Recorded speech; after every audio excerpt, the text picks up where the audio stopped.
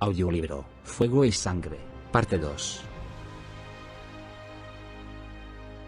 El largo reinado del rey Aegon Targaryen fue pacífico en términos generales, sobre todo en los últimos años. Pero antes de la paz del dragón, como más adelante denominaron los maestres de la ciudadela los dos últimos decenios de su reinado, tuvieron lugar las guerras del dragón, la última de las cuales fue el conflicto más encarnizado y sangriento que había visto Poniente en toda su historia. Pese a que se consideraba que las guerras de la conquista finalizaron cuando el Septón Supremo coronó y ungió a Aegon en el Sieto Estrellado de Antigua, no todo Poniente se había sometido a su gobierno. En el Mordisco, los señores de las Tres Hermanas habían aprovechado el caos de la conquista de Aegon para declarar su independencia y coronar a Lady Marla de la casa Sunderland. Puesto que la flota de los Arryn había quedado prácticamente destruida durante la conquista, el rey ordenó a Torren Stark de Invernalia, su guardián del norte, que sofocase la rebelión de los hombres de las Tres Hermanas, y un ejército norteño partió de Puerto Blanco en una flota de galeras bravosíes contratadas, a cuyo mando iba a ser Warwick Mandeli. A la vista de las velas y de la repentina aparición de la reina Visenya y vagar en el cielo, sobre Villa Hermana, los hombres de las hermanas se desmoralizaron y depusieron a toda prisa a la reina Marla para coronar a su hermano menor. Steffon Sunderland renovó su voto de lealtad al nido de águilas, se prosternó ante Visenya y entregó a sus hijos como rehenes en garantía de su buen comportamiento. A uno lo acogieron los Mandeli, al otro, la casa Arryn. Su hermana, la reina depuesta, fue exiliada y encarcelada. 5 años después le cortaron la lengua, y pasó el resto de su vida entre las hermanas silenciosas atendiendo los cadáveres de los nobles fallecidos. En el otro extremo de Poniente, las Islas del Hierro se hallaban sumidas en el caos. La casa Joare, que había gobernado a los hombres del hierro durante muchos siglos, se extinguió en una sola noche cuando Aegon descargó el fuego de Valerion sobre Harrenhal. Pese a que Harren el Negro y sus hijos perecieron entre las llamas, se declaró a Corin Bolmark de Arlao, cuya abuela era hermana menor del abuelo de Arryn, legítimo heredero de la línea negra, y se hizo con el trono. No obstante, no todos los hombres del hierro aceptaron su coronación. En Viejo Wick, bajo los huesos de Naga, el dragón marino, los sacerdotes del dios ahogado colocaron una corona de madera de deriva en la cabeza de uno de los suyos. El sacerdote descalzo, Lodos, que se proclamaba hijo del dios ahogado y de quien se rumoreaba que podía realizar milagros. Otros aspirantes al trono se alzaron en Gran Wick, Pique y Monteorca, y durante más de un año, sus partidarios lucharon en tierra y mar. Se dice que las aguas que separaban las islas estaban tan saturadas de cadáveres que los kraken sacudían a cientos atraídos por la sangre. Aegon Targaryen puso fin a la contienda al descender sobre las islas, montado sobre Valerion. Con él llegaron las flotas del Rejo, Alto Jardín y Lannisport, e incluso unos cuantos barcoluengos de la Isla del Oso enviados por Torren Stark. Los hombres del hierro, con las filas mermadas por un año de guerra fratricida, opusieron poca resistencia. De hecho, muchos de ellos recibieron de buen grado la llegada de los dragones. El rey Aegon mató a Corin Bolmark con fuego oscuro, pero permitió que su hijo, todavía un niño, heredase las tierras y el castillo de su padre. En Viejo Wick, el rey y sacerdote Lodos, supuesto hijo del dios ahogado, invocó a los kraken de las profundidades para que se alzasen y hundieran los barcos del invasor. Puesto que no sucedió tal cosa, Lodos se rellenó la ropa de piedras y entró caminando en el mar en busca del consejo de mi padre. Miles de hombres lo siguieron. Las aguas arrastraron sus cadáveres hinchados y carcomidos por los cangrejos a las costas de Viejo Wick durante años. Más adelante se planteó la cuestión de quién debería gobernar las Islas del Hierro en nombre del rey. Se sugirió que los hombres del hierro rindieran vasallaje a los Tully de Aguas Dulces o a los Lannister de Roca Castelli,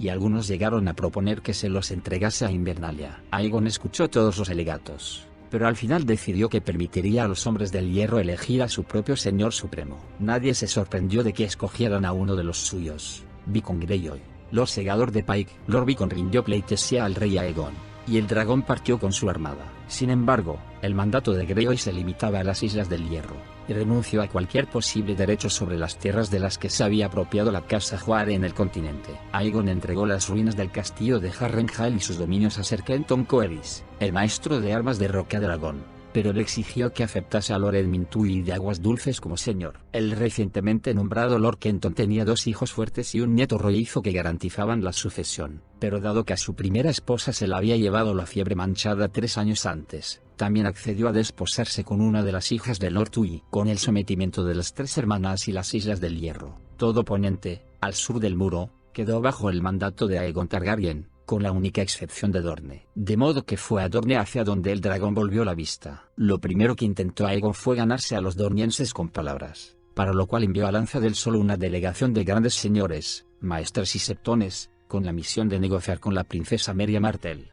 motejada el sapo amarillo de Dorne, y convencerla de las ventajas de unir su reino al del dragón. Las negociaciones se prolongaron durante cerca de un año, pero no consiguieron llegar a un acuerdo. El principio de la primera guerra dorniense suele fecharse en el año 4 de C, cuando Rhaenys Targaryen regresó a Dorne. En esta ocasión volvió a fuego y sangre, como había amenazado. A lomos de Meraxes, la reina descendió del cielo despejado y prendió los tablones. Las llamas saltaron de barco en barco hasta que toda la desembocadura del Sangre Verde se llenó de restos ardientes. La columna de humo se veía desde Lanza del Sol. Los habitantes de la ciudad flotante huyeron al río para refugiarse de las llamas, de modo que menos de un centenar murió en el ataque. En su mayoría perecieron ahogados, y no bajo las llamas del dragón, pero ya se había derramado sangre. Por otro lado, Orys Baratheon condujo a 1.000.000 de caballeros escogidos por el Sendahuesos, mientras el propio Aegon atravesaba el paso del príncipe al mando de un ejército de 30.000 hombres, encabezados por cerca de 2.000 caballeros montados y 300 señores y banderizos. Se oyó decir a Lord Alan Tyrell, el guardián del sur, que tenían poder suficiente para aplastar a cualquier ejército dorniense que intentase oponérseles, incluso en ausencia de Aegon y Valerion. Sin duda tenía razón, pero no le hizo falta demostrarlo, ya que los dornienses no llegaron a presentar batalla, sino que se retiraron ante las huestes del rey, incendiaron los cultivos y envenenaron hasta el último pozo. Los invasores se toparon con las atalayas dornienses de las montañas rojas desabastecidas y abandonadas. En los pasos elevados, la vanguardia de Aegon se encontró con el camino obstruido por un muro de ovejas muertas, completamente esquiladas y demasiado podridas para servir de alimento. El ejército del rey ya empezaba a acusar la falta de comida y forraje cuando emergió del paso del príncipe para encarar las arenas de Dorne. Ahí, Aegon dividió sus fuerzas, envió a Lord Tyrell al sur para enfrentarse con Uthor Uller, señor de Soto Inferno, mientras él se dirigía hacia el este para sitiar a Lord Fuller en Dominio del Cielo, su fortaleza de las montañas. Corría el segundo año del otoño y se auguraba que el invierno no tardaría en llegar. Los invasores confiaban en que en la siguiente estación disminuyera el calor de los desiertos y hubiera más agua. Pero el sol de Dorne demostró ser implacable cuando Lord Tyrell marchó hacia Soto Inferno. En un clima tan caluroso, los hombres bebían más, y todos los pozos y oasis del camino del ejército estaban envenenados. Los caballos empezaron a morir, más y más con cada día que pasaba, seguidos por sus jinetes. Los altivos caballeros abandonaron los estandartes, los escudos, incluso las armaduras. Lord Tyrell perdió a una cuarta parte de sus hombres y casi todos sus caballos en las arenas de Dorne, y cuando al fin llegó a Soto Inferno, lo encontró abandonado. El ataque de Orys Baratheon obtuvo un resultado algo mejor. Sus caballos forcejearon por las pendientes pedregosas y los pasos serpenteantes, pero muchos se negaron a continuar cuando llegaron a las zonas más abruptas del camino, donde los dornienses habían tallado escalones en la montaña. Llovieron rocas sobre los caballeros de la mano del rey, obra de unos defensores que los tormenteños no llegaron a ver. En el lugar donde el Sendahuesos se unía al río Will, los arqueros dornienses aparecieron repentinamente cuando la columna cruzaba un puente, y las flechas cayeron a millares sobre ella. Cuando Lord Orys ordenó retroceder a sus hombres, un gran desprendimiento de rocas les cortó la retirada. Sin posibilidad de avanzar ni de retroceder, los tormenteños cayeron como cerdos en la pocilga. Perdonaron la vida a Orys Baratheon, junto con una docena de señores a los que consideraron dignos de pedir un rescate por ellos, pero los hizo prisioneros Will de Will, el indómito señor montañés conocido como el amante de las viudas. El rey Aegon salió mejor parado. Tras marchar hacia el este siguiendo las laderas, donde los arroyos que descendían de las cumbres proporcionaban agua y la caza abundaba en los valles, arrasó Dominio del Cielo y tomó Palo Santo al cabo de un breve asedio. El señor de Thor había fallecido recientemente, y su mayordomo se rindió sin luchar. Más al este, Lord Toland de Colina Fantasma envió a su paladín a desafiar al rey en combate singular. Aegon aceptó y le dio muerte, aunque posteriormente descubrió que no se trataba del paladín de Toland, sino de su bufón. Lord Toland había desaparecido. Tampoco había rastro de Meria Martell, la princesa de Dorne, cuando el rey Aegon descendió sobre Lanza del Sol a lomos de Valerion y se encontró con que su hermana Rhaenys se la había adelantado y, tras incendiar los tablones, había tomado el limonar, Bosque Pinto y Agua Hedionda. La homenajearon ancianas y niños, pero no encontró un auténtico enemigo por ningún sitio. Incluso la ciudad invisible, situada a extramuros de Lanza del Sol, estaba medio desierta, y ninguno de quienes quedaban en ella reconocía saber nada del paradero de los señores y las princesas de Dorne.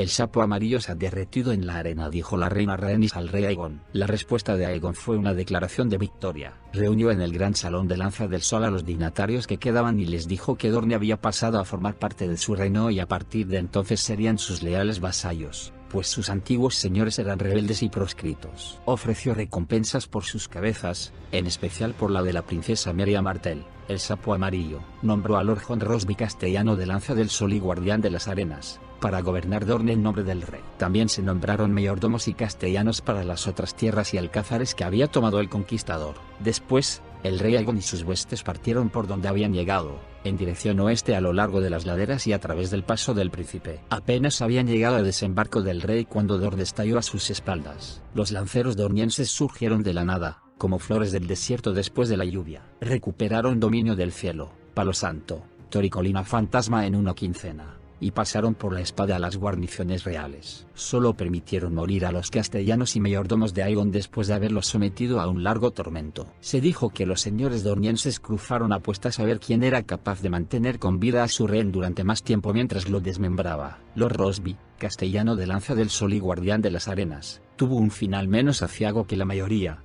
después de que los dornienses salieran como un enjambre de la ciudad invisible para retomar el castillo. Lo ataron de pies y manos y lo arrastraron a la Torre de la Lanza, donde la avejentada princesa Meria lo arrojó con sus propias manos por una ventana. Pronto quedaron solo Lord Tyrell y sus tropas. El rey Aegon había dejado atrás a Tyrell al partir de Dorne. Se consideraba que Soto Inferno, una fortaleza del río Azufre, estaba bien situada para sofocar cualquier levantamiento. Pero el río era de aguas sulfurosas, y los peces capturados en ellas enfermaron a los hombres de Alto Jardín. La casa Corquile de Asperón no había llegado a someterse, y sus lanceros acababan con los forrajeros y las patrullas que enviaba Tyrell cuando se aventuraban demasiado hacia el oeste. Lo mismo hacían los Vaiten en el este. Cuando la noticia de la defenestración de Lanza del Sol alcanzó Soto Inferno, Lord Tyrell reunió las fuerzas que le quedaban y se aventuró a atravesar las arenas. Había anunciado su intención de capturar Bite, marchar al este a lo largo del río, recuperar Lanza del Sol y la ciudad invisible, y castigar a los asesinos de Lord Rosby.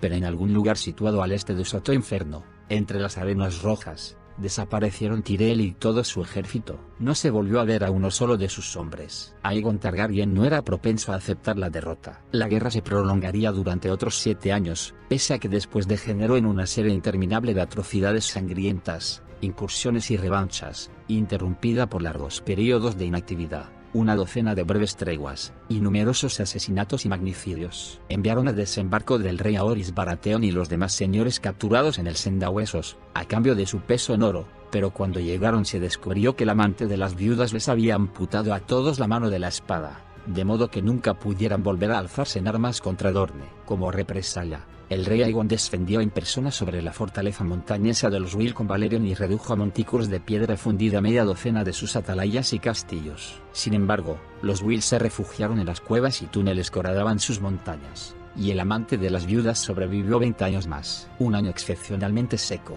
Los saqueadores dornienses cruzaron el mar de Dorne en embarcaciones procuradas por un rey pirata de los peldaños de piedra y atacaron media docena de aldeas y pueblos a lo largo de la costa sur del Cabo de la Ira, donde prendieron incendios que se extendieron por la mitad de la selva. Fuego por fuego, se dijo que declaró la princesa Meria. Los Targaryen no podían permitir que algo así quedase sin respuesta. Más adelante, en ese mismo año, Visenya Targaryen apareció en el cielo de Dorne y desató los fuegos de Vagar sobre Lanza del Sol, Limonar, Colina Fantasma y Tor. Regresó Visenya, esta vez con el mismísimo Aegon volando a su lado, y en esa ocasión ardieron Asperón, Bite y Soto Inferno. La respuesta de los dornienses llegó al año siguiente, cuando Lord Fuller condujo un ejército a través del paso del Príncipe hasta alcanzar el Rejo, con tanta rapidez que logró incendiar una docena de aldeas y capturar el castillo fronterizo de Canto Nocturno antes de que los señores de las marcas se dieran cuenta de que tenían encima al enemigo. Cuando la noticia del ataque llegó a Antigua, Lord Hightower envió a su hijo Dan con una fuerza considerable para retomar Canto Nocturno,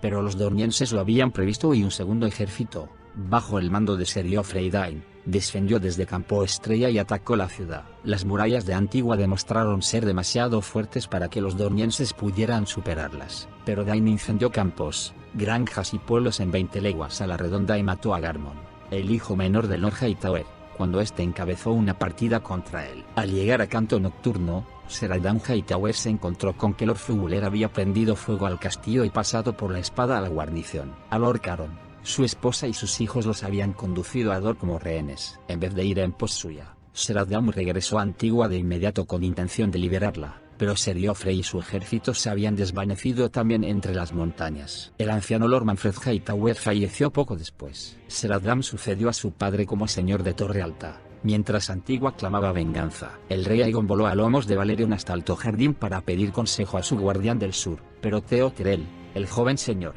se mostró reticente a plantearse otra invasión de Dorne después del final que había sufrido su padre. Una vez más, el rey desató sus dragones sobre Dorne. Aegon en persona cayó sobre dominio del cielo, jurando convertir la sede de los Fuller en un segundo Harrenhal. Visenya y Vhagar derramaron fuego y sangre sobre él. Campo Estrella. Y Rhaenys y Meraxes regresaron una vez más a Soto Inferno, donde las alcanzó la tragedia. Los dragones de los Targaryen, criados y entrenados para la batalla, habían volado entre tormentas de lanzas y flechas en multitud de ocasiones sin sufrir apenas daño. Las escamas de un dragón adulto eran más duras que el acero, y ni las flechas que daban en el blanco penetraban lo suficiente para conseguir más que enfurecer a las enormes bestias. Pero mientras Meraxes giraba sobre Soto Inferno, un defensor situado en la torre más alta del castillo disparó un escorpión y logró clavarle un dardo de hierro de 2 codos en el ojo derecho. La dragona de la reina no murió al instante, se desplomó agonizante, y destruyó la torre y una gran sección de la muralla de Soto Inferno en sus últimos estertores. Sigue siendo objeto de debate si Rhaenys Targaryen sobrevivió a su dragona. Algunos sostienen que cayó de la silla y murió, otros, que la aplastó Meraxes en el patio del castillo. Unos pocos aseguran que, aunque no la mató la caída, sufrió una muerte lenta bajo tortura en las mazmorras de los Suyer. Es probable que nunca se conozcan las auténticas circunstancias de su final, pero Rhaenys Targaryen, hermana y esposa del rey Aegon, pereció en Soto Inferno, en Dorne, en el año 10 después de la conquista. Los 2 años siguientes fueron los de la ira del dragón. Hasta el último castillo de Dorne fue incendiado 3 veces cuando Valerion y Vhagar cayeron sobre ellos repetidamente. Las arenas que rodeaban Soto Inferno se fundieron y cristalizaron en algunos lugares bajo el abrasador aliento de Valerion. Los señores dornienses se vieron obligados a esconderse, pero ni siquiera así lograron ponerse a salvo. Lord Fuller, Lord White, Lady Toland y 4 señores sucesivos de Soto Inferno fueron asesinados uno detrás de otro, ya que el trono de hierro había ofrecido el peso de un señor en oro a cambio de la cabeza de cualquier señor dorniense. No obstante, solo 2 de los asesinos vivieron para cobrar su recompensa, y los dornienses tomaron represalias pagando la sangre con sangre. Asesinaron a Lord Connington del Nido del Grifo mientras cazaba. Lord Mertins de Bosque Bruma murió envenenado junto con toda su casa por un tonel de vino dorniense, y a Lord Fe lo estrangularon en un burdel de Desembarco del Rey. Los Targaryen tampoco salieron indemnes. El rey sufrió 3 ataques, y en 2 de ellos habría caído de no ser por sus guardias. Una noche tendieron una emboscada a la reina Visenya en Desembarco del Rey. 2 de sus escoltas murieron antes de que la propia Visenya acabase con el último atacante con el filo de mana oscura. El acto más infame de aquella época sangrienta se produjo cuando Will de Will, el amante de las viudas, se presentó sin invitación en la boda de Ser Honcaferen, heredero de Faunton, con Alysha Keart, hija del señor de Roble Viejo. Después de que un criado traicionero los dejase entrar por una puerta trasera, los atacantes encomendados por Will asesinaron a Loro Keart y a la mayoría de los invitados, y posteriormente obligaron a mirar a la novia mientras castraban a su esposo. A continuación se turnaron para violar a Lady Alice y a sus criadas, y por último se las llevaron a rastras para venderlas a un esclavista miriense. Para entonces, Dorne era un desierto humeante asolado por la hambruna, la enfermedad y la peste. Una tierra condenada, según la denominaban los comerciantes de las ciudades libres. Pero la casa Martell permanecía nunca doblegada, nunca rota, como aseveraba su lema. Un caballero dornense, entregado a la reina Visenya como cautivo, insistió en que Merya Martell prefería haber muerto a su pueblo antes de permitir que acabase esclavizado por la casa Targaryen. Visenya respondió que su hermano y ella estarían más que satisfechos de cumplir los deseos de la princesa. La ira y la mala salud acabaron por conseguir lo que los dragones y ejércitos no habían logrado. Merya Martell, el sapo amarillo de Dorne, murió en su lecho, a decir de sus enemigos mientras mantenía relaciones íntimas con un semental. Su hijo Nimor la sucedió como señor de Lanza del Sol y príncipe de Dorne. Con 60 años de edad y la salud quebrantada, el nuevo príncipe dorniense no tenía ánimos para continuar con la matanza. Comenzó su reinado enviando una delegación a Desembarco del Rey, a devolver la calavera de la dragona Meraxes y ofrecer sus condiciones de paz al rey Aegon. Su propia heredera, su hija Deria, encabezaba esa embajada. La propuesta de paz del príncipe Nimor chocó con una fuerte oposición en desembarco del rey. La reina Visenya se declaró contraria en términos contundentes. No habrá paz sin sometimiento, declaró, y los amigos que tenía en el consejo privado corearon sus palabras. Oris Baratheon, que se había dejado llevar por la amargura en los últimos años, abogó por devolver a la princesa Daenerys a su padre con una mano menos. Lord Oakheart envió un cuervo para sugerir que se vendiera a la joven dorniense al burdel más infame de desembarco del rey, hasta que todos los mendigos de la ciudad hayan obtenido placer de ella. Aegon Targaryen descartó todas aquellas propuestas. La princesa Daenerys había acudido como enviada bajo un estandarte de paz,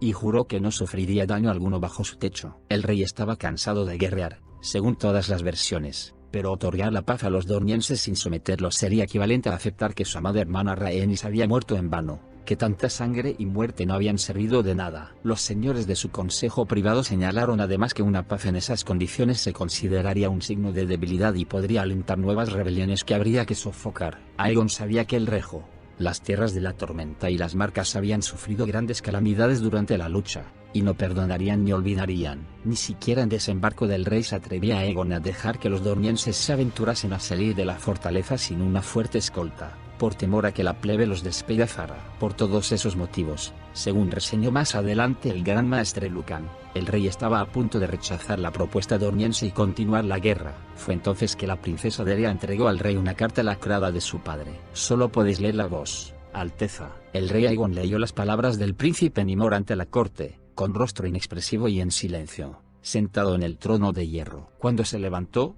al terminar, su mano goteaba sangre. Quemó la carta y no volvió a hablar de ella, pero aquella noche montó sobre Valerion y atravesó volando la bahía de Aguas Negras hasta llegar a la fortaleza de Rocadragón, apostada sobre su montaña humeante. Cuando regresó, a la mañana siguiente, Aegon Targaryen aceptó las condiciones propuestas por Nimor. Poco después firmó un tratado de paz eterna con Dorne. Aún hoy nadie conoce con certeza el contenido de la carta de Daenerys. Algunos aseguran que era una simple súplica de un padre a otro, palabras cargadas de sentimiento que llegaron al corazón del rey Aegon. Otros insisten en que era una lista de los señores y nobles caballeros que habían perdido la vida durante la guerra. Incluso hubo septones que llegaron al extremo de insinuar que la carta estaba hechizada, que la había escrito el sapo amarillo antes de morir utilizando como tinte la sangre de la reina Rhaenys que guardaba en un tarro, de modo que el rey fuera incapaz de resistirse a su magia maligna. El gran maestre Clegg, que se desplazó a desembarco del rey muchos años después, concluyó que Dorne ya no poseía la fuerza necesaria para luchar. Llevado por la desesperación,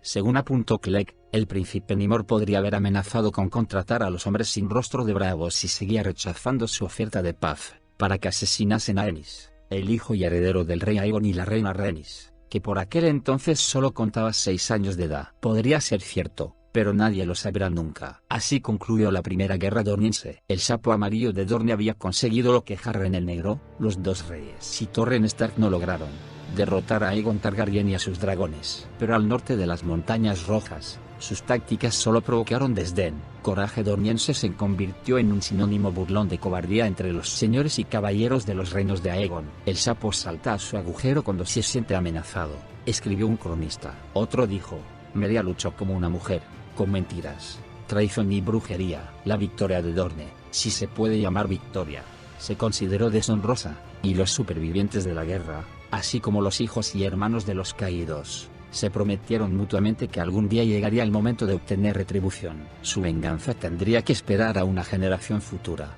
y al ascenso al trono de un rey más joven y sediento de sangre. Pese a que siguió en el trono de hierro 24 años más, el conflicto dorniense fue la última guerra de Aegon el Conquistador. Aegon Targaryen fue un guerrero célebre, el más grandioso conquistador de la historia de Poniente, si bien muchos consideran que sus mayores hazañas llegaron en tiempo de paz. El trono de hierro se forjó a base de fuego, acero y espanto, así se cuenta. Pero, una vez templado, se convirtió en la sede de la justicia de todo Poniente. La reunificación de los 7 reinos bajo el gobierno de los Targaryen fue la piedra angular de la estrategia de Aegon y como monarca. Con este fin, puso gran empeño en atraer a su séquito y su consejo a hombres, e incluso mujeres, de todas partes del reino. Alentó a sus antiguos enemigos a enviar a la corte a sus hijos, sobre todo a los más jóvenes, ya que la mayoría de los grandes señores se mostraban reacios a separarse de sus herederos, donde sirvieron de pajes, coperos y escuderos. y las muchachas, de doncellas y acompañantes de las reinas de Aegon. En desembarco del rey presenciaron la justicia real, y se los instó a pensar en sí mismos no como occidentales, tormenteños o norteños, sino como súbditos leales de un gran reino. Los Targaryen también concertaron muchos matrimonios entre casas nobles de los rincones más remotos del reino, con la esperanza de que las alianzas contribuyesen a unir las tierras conquistadas y convertir los 7 reinos en uno. Visenya y Rhaenys, las reinas de Aegon, se entregaron a la tarea con entusiasmo. En pago a sus esfuerzos, el joven Ronel Arryn, señor del Nido de Águilas, tomó por esposa a una hija de Torren Stark, de Invernalia, mientras que el hijo mayor de Loren Lannister, heredero de Roca Castelli, se casó con una Redwyn del Rejo. Cuando el lucero de la tarde, señor de Tart, tuvo trillizas, la reina Rhaenys las prometió con las casas Corbray y Toweriarlau. La reina Visenya pactó una boda doble entre los Blackwall y los Bracken, rivales cuya enemistad se remontaba a varios siglos, emparejando a un vástago varón de cada familia con una hembra de la otra para sellar la paz entre ambas. Y cuando una doncella de Rhaenys, de la casa Rohan, se quedó embarazada de un ayudante de cocina, la reina consiguió casarla con un caballero de Puerto Blanco y que otro de Lannisport aceptase a su bastardo como pupilo. Aunque nadie dudaba de que Aegon Targaryen tenía la última palabra en cualquier cuestión relacionada con el gobierno, sus hermanas Visenya y Rhaenys compartieron el poder durante todo su reinado. Ninguna otra reina de la historia de los 7 reinos gozó jamás de tanta influencia política como las hermanas del dragón, salvo quizá la bondadosa reina Alysanne, esposa de Jaehaerys. Cuando el rey salía de viaje, tenía por costumbre llevarse a una, mientras que la otra se quedaba en Rocadragón en desembarco del rey, a menudo para ocupar el trono de hierro y solventar los asuntos que se presentaran. A pesar de que Aegon eligió desembarco del rey como sede real e instaló el trono de hierro en el salón cargado de humo de su fuerte, apenas pasó allí la cuarta parte de su reinado. Otros tantos días con sus noches los pasó en Rocadragón, la fortaleza insular de sus antepasados. El castillo que se alzaba a los pies de Montidragón era 10 veces mayor que el fuerte de Aegon y mucho más cómodo, seguro y venerable. El conquistador afirmó en cierta ocasión que le gustaba incluso el olor de la isla, el aire salado que siempre transportaba humo y azufre. Aegon dividía el tiempo entre ambos asentamientos, que alternaba durante la mitad del año aproximadamente. La otra mitad la consagraba a sus interminables visitas reales, arrastraba la corte de castillo en castillo y se alojaba por turnos con todos los grandes señores. Su Alteza honró numerosas veces con su presencia Puerto Gaviota y el Nido de Águilas, Arrenal,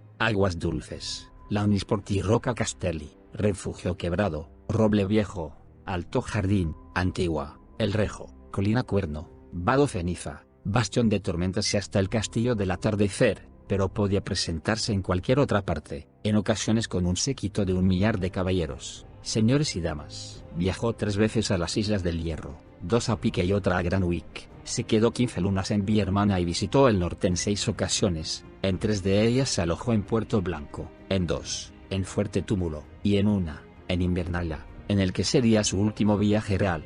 Cuando le preguntaron el porqué de tantos viajes, respondió con su famosa máxima: prevenir la rebelión es mejor que reprimirla. Contemplar al rey en todo su poderío, montado en Valerion el Terror Negro, y acompañado de centenares de caballeros ataviados de resplandeciente seda y acero, contribuía mucho a infundir lealtad en los banderizos revoltosos. Añadió que el pueblo ya no necesitaba ver de vez en cuando a sus monarcas, y saber que tenía la oportunidad de exponerles sus quejas y preocupaciones. Y así era. Gran parte de cada viaje real transcurría entre banquetes, bailes, partidas de caza y jornadas de cetrería, puesto que los señores competían en hospitalidad y magnificencia. Pero Aegon también se aseguraba de celebrar audiencia en todos los lugares que visitaba, ya fuese desde un estrado en el castillo de un gran señor o desde una piedra cubierta de musgo en las tierras de un labriego. Lo acompañaban 6 maestres para resolver todas sus dudas sobre la historia, las leyes y las costumbres locales, y para consignar los decretos y dictámenes de su Alteza. Un señor debe conocer la tierra que gobierna, como dijo más adelante el conquistador a su hijo Aenys.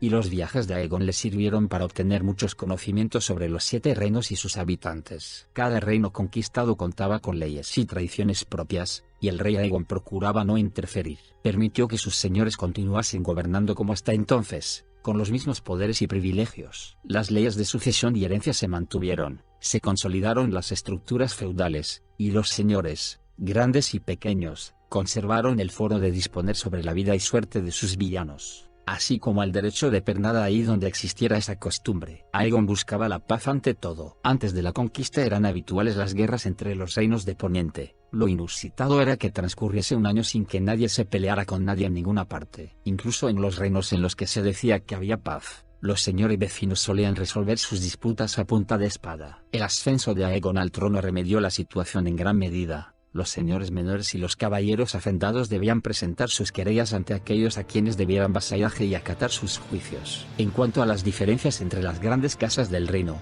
correspondía a la corona resolverlas. La ley suprema del reino será la paz del rey, decretó Aegon, y cualquier señor que vaya a la guerra sin mi permiso se considerará un rebelde y un enemigo del trono de hierro. El rey Aegon también promulgó decretos que regulaban los impuestos, las tasas y los aranceles de todo el reino. Antes de su reinado, cualquier puerto o señor menor era libre de exigir cuanto quisiera a parceros, campesinos y mercaderes. Además, dictaminó que los hombres y mujeres santos de la fe, al igual que sus tierras y posesiones, estaban exentos de tributos, y secundó el derecho de los tribunales de la fe a juzgar y sentenciar a cualquier septón, hermano juramentado o hermana sagrada cuya conducta estuviera en entredicho. Pese a no ser devoto, el primer rey Targaryen siempre procuró granjearse el apoyo de la fe y del septón supremo de Antigua.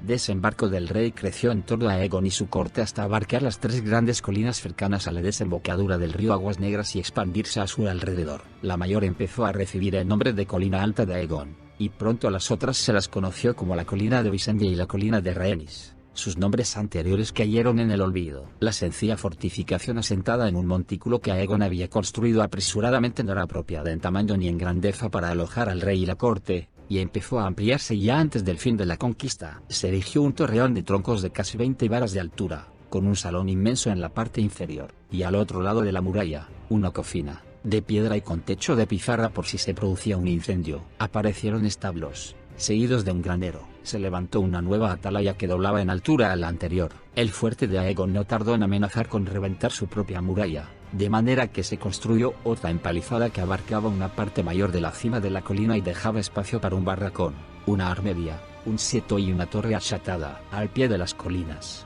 a orillas del río, surgieron muelles y almacenes, donde antes no había sino un puñado de barcos de pesca. Empezaron a atracar naves mercantes de Antigua y las ciudades libres, junto con barcoluengos de los Velaryon y los Celtigar. Gran parte de la actividad comercial que se desarrollaba en Poza de la Doncella y el Valle Oscuro se trasladó a Desembarco del Rey. Surgieron un mercado de pescado en la ribera y otro de paños al pie de las colinas, así como un edificio de aduanas, y se instaló un modesto seto en el casco de una coca abandonada en el Aguas Negras, seguido de otro más sólido, de cañas y bajareque, en la costa. Más adelante se construyó un segundo seto en la colina de Visenya, el doble de grande y el triple de imponente, con oro que envió el Septón Supremo. Las casas y tiendas brotaron como hongos. Los ricos construyeron mansiones amuralladas en la ladera de las colinas, mientras que los pobres se arrecimaron en miserables casuchas de adobe en la parte baja. Desembarco del Rey no se planificó, simplemente creció, pero creció deprisa. En la primera coronación de Aegon no era más que una aldea agazapada a los pies de una sencilla fortaleza. En la segunda era ya una ciudad floreciente que albergaba a millares de almas. En el 10 de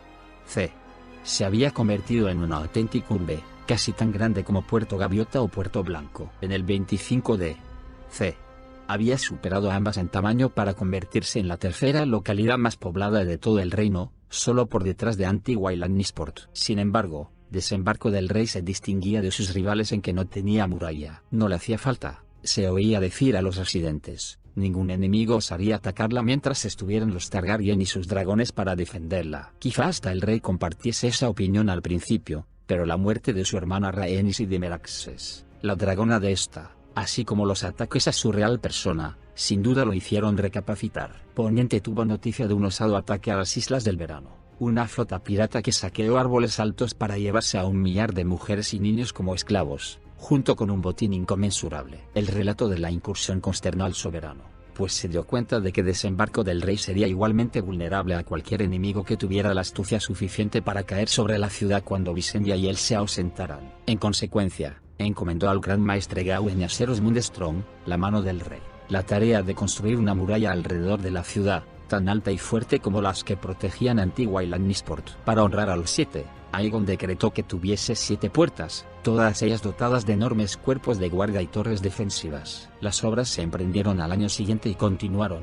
Serosmund fue la cuarta mano del rey. La primera había sido Lord Orys Baratheon, su hermano bastardo y compañero de juventud, pero cayó prisionero durante la guerra adorniense y le amputaron la mano de la espada. Cuando lo rescataron pidió al rey que lo relevase de sus funciones. ¿Cómo voy a ser mano del rey sin la mano?, dijo. No puedo consentir que me llamen el muñón del rey. Entonces Aegon convocó a Edmund, señor de Aguas Dulces, para que asumiera el cargo. Lord Edmund lo ocupó del 7 al 9 de C, año en que su mujer murió de parto y él decidió que sus hijos lo necesitaban más que el reino, por lo que solicitó permiso al rey para retirarse a las tierras de los ríos. Lo sustituyó Alton Celtibar, señor de Isla Zarpa, quien desempeñó la función con destreza hasta que murió de manera natural en el 17 de C, año en que el rey nombró a Ser Osmund Strong. El gran maestre Gawain había sido el tercero en el cargo. Aegon Targaryen siempre había tenido un maestre a su servicio en Rocadragón, igual que su padre y el padre de su padre antes que él. Todos los grandes señores de Poniente, así como numerosos señores menores y caballeros hacendados, contaban con maestres educados en la ciudadela de Antigua, que ejercían de sanadores, escribas y consejeros. Criaban y entrenaban a los cuervos mensajeros y escribían y leían los mensajes para aquellos señores que carecían de estas habilidades. Ayudaban a los mayordomos con las cuentas domésticas e instruían a los niños. Durante las guerras de la conquista, Aegon y sus hermanas contaban con un maestre cada uno, y más adelante, el rey llegó a tomar a su servicio hasta media docena para que lo ayudaran en sus asuntos. Pero los más sabios e instruidos de los 7 reinos eran los archimaestres de la ciudadela. Cada uno representaba la autoridad suprema en una de las grandes disciplinas. En el 5 de C, el rey Aegon, consciente de lo beneficiosa que sería esa sabiduría para el reino, solicitó al conclave que enviara a uno de sus miembros para que lo asesorase en todas las cuestiones relativas al gobierno. Así se creó el cargo de Gran Maestre, por petición del rey Aegon. El primer investido fue el archimaestre Ollidar, custodio de las crónicas, cuyo anillo, báculo y máscara eran de bronce. Su sabiduría era excepcional, pero también lo era su vejez, y dejó este mundo menos de un año después de vestir el manto de Gran Maestre. Para ocupar su lugar, el conclave eligió al archimaestre Lionce, con anillo, báculo y máscara de oro amarillo. Resultó tener mejor salud que su antecesor y sirvió al reino hasta el 12 de C, cuando resbaló en el barro, se rompió la cadera y murió poco después, momento en que ascendió al cargo al gran maestre Gawain. La institución del Consejo Privado del Reino floreció en plenitud hasta el reinado de Jaehaerys el Conciliador, lo cual no significa que Aegon gobernase sin consejo alguno. Es sabido que solía consultar al gran maestre de turno, así como a los demás maestres que tenía a su servicio. En cuestión de tributos, deudas e ingresos recurría al consejero de la moneda. Pese a tener un septón en desembarco del rey y otro en Rocadragón, prefería escribir al septón supremo de Antigua para tratar los asuntos religiosos, y nunca dejaba de visitar el Septo Estrellado durante sus viajes anuales. Pero, más que en ningún otro, el rey confiaba en su mano y, por supuesto, en sus hermanas, las reinas Rhaenys y Visenya. La reina Rhaenys era una gran protectora de los bardos y trovadores de los 7 reinos, y bañaba en oro y regalos a quienes la complacían. A pesar de que la reina Visenya la consideraba una costumbre frívola, mostraba una sabiduría que iba más allá de la afición a la música. Los bardos del reino, en su afán por ganarse su favor, compusieron muchas canciones en alabanza de la casa Targaryen y el rey Aegon, que luego cantaron en todos los castillos, fortalezas y plazas con que se toparon entre las marcas de Dorne y el muro. Así glorificaron la conquista a ojos de las gentes sencillas e hicieron un héroe del rey Aegon el Dragón. La reina Rhaenys también se interesaba mucho por el pueblo llano, y mostraba especial cariño hacia las mujeres y los niños. En cierta ocasión, cuando celebraba audiencia en el fuerte de Aegon, llevaron a su presencia a un hombre que había matado a golpes a su esposa. Los hermanos de la mujer pedían castigo, pero el hombre adujo que era su derecho legítimo, puesto que la había encontrado en la cama con otro. El derecho del marido de escarmentar a una esposa descarriada era bien conocido en los 7 reinos, salvo en Dorne. Añadió que la vara con que había propinado los golpes no era más gruesa que su pulgar e incluso la mostró como prueba, pero no supo responder cuando la reina le preguntó cuántas veces la había usado. Los hermanos insistían en que había asestado un centenar de golpes. La reina Rhaenys consultó a sus maestros y septones antes de pronunciar su veredicto. Una adúltera era una ofensa para los 7, quienes crearon a la mujer para que guardase fidelidad y obediencia a su marido, y por tanto merecía castigo. Sin embargo, dado que 7 eran los rostros divinos, el castigo debía constar solo de 6 golpes, puesto que el 7º sería para el desconocido, y el desconocido es la faz de la muerte. En consecuencia, los 6 primeros golpes habían sido legítimos, pero los 94 restantes constituían una ofensa ante los dioses y los hombres, y debía resarcirse en especie. Desde ese día, la regla del 6 pasó a formar parte, junto con la regla del pulgar, de la ley del reino. Al marido lo llevaron al pie de la colina de Rhaenys, donde los hermanos de la difunta le propinaron 94 golpes con varas del grosor reglamentario. Aunque la reina Visenya no compartía el amor de su hermana por la música y el canto, no carecía de humor, y tuvo su propio bufón durante muchos años, un jorobado y hirsuto llamado Lord Caramono, cuyas payasadas la entretenían sobremanera. Cuando se asfixió con un hueso de melocotón, la reina se hizo con un mono y lo vistió con la ropa de Lord Caramono. A menudo se le oía decir que el nuevo era más listo, pero Visenya Targaryen tenía un lado oscuro. El rostro que presentaba ante la mayoría era el de una guerrera adusta e implacable. Hasta su hermosura estaba teñida de aspereza, afirmaban sus admiradores. Visenya, la mayor de las 3 cabezas del dragón, sobrevivió a sus 2 hermanos, y corrieron rumores de que en sus últimos años, cuando ya no podía esgrimir la espada, se dedicó a experimentar con las artes oscuras, preparar pócimas y practicar hechizos malignos. Hubo incluso quien dejó caer las palabras mata sangre y mata reyes, pero nunca se ofrecieron pruebas de tales maledicencias. Amarga sería la ironía si fueran ciertas, porque nadie puso más empeño en proteger al rey que ella durante su juventud. En 2 ocasiones, Visenya blandió a Hermana Oscura para salvar a Aegon de sendos ataques de asesinos dornienses. A veces recelosa, a veces belicosa, no confiaba en nadie más que en su hermano. Durante la guerra dorniense adoptó el hábito de vestir cota de malla día y noche, incluso bajo la ropa cortesana, e insistió en que Aegon la imitara. Cuando Aegon se negó, se puso furiosa. Por mucho que empuñes a fuego oscuro, sigues sin ser más que un hombre, y yo no puedo estar siempre a tu lado para protegerte. Cuando el rey le recordó que estaba rodeado de guardias, Visenya desenvainó a Hermana Oscura y le hizo un corte en la mejilla antes de que nadie acertara a reaccionar. Tus guardias son lentos y perezosos. Igual que te he cortado, podía haberte matado. Necesitas más protección. El ensangrentado rey no tuvo más remedio que darle la razón. Muchos reyes habían tenido adalides a cargo de su defensa. Aegon era el señor de los 7 reinos, de modo que Visenya resolvió que necesitaba 7 adalides. Así nació la Guardia Real, una hermandad de 7 caballeros, la flor y nata del reino, con capas y armaduras del blanco más puro y la protección del rey como único propósito, a costa de sus propias vidas si fuera menester. Visenya formuló sus votos a semejanza del juramento de la Guardia de la Noche.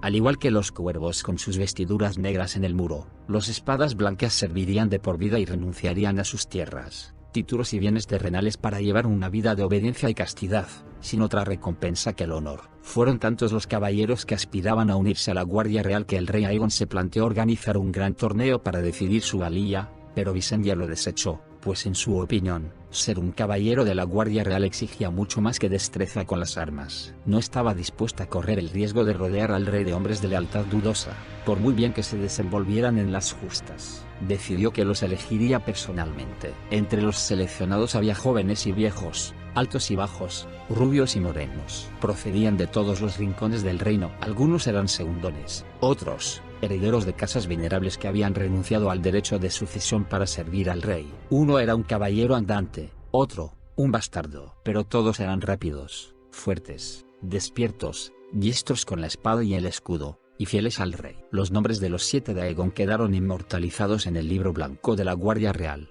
Ser Richard Roote, Ser Addison Colina, el bastardo del Trigal, los hermanos Ser Gregor y Ser Griffith Golde, Ser Humphrey el titiritero, Ser Rowan Darkin, al que llamaban el Zorzal Negro, y el Lord Comandante, Ser Corlys Velaryon. La historia nace del buen criterio de Visenya Targaryen. Todos sirvieron con valor hasta el final de sus días, y 2 murieron defendiendo al rey. Muchos son los valientes que desde entonces han seguido sus pasos, escrito sus nombres en el libro blanco y vestido la capa blanca. La Guardia Real es sinónimo de honor hasta nuestros días. 16 Targaryen sucedieron a Aegon el Dragón en el trono de hierro, hasta que la rebelión de Robert acabó con la dinastía. Entre ellos hubo sabios y necios, gentiles y crueles, bondadosos y taimados. Sin embargo, si juzgamos a los reyes dragón solamente por su legado, por el progreso, las leyes y las instituciones que nos dejaron, el nombre del rey Aegon debe destacar entre los primeros, así en la guerra como en la paz.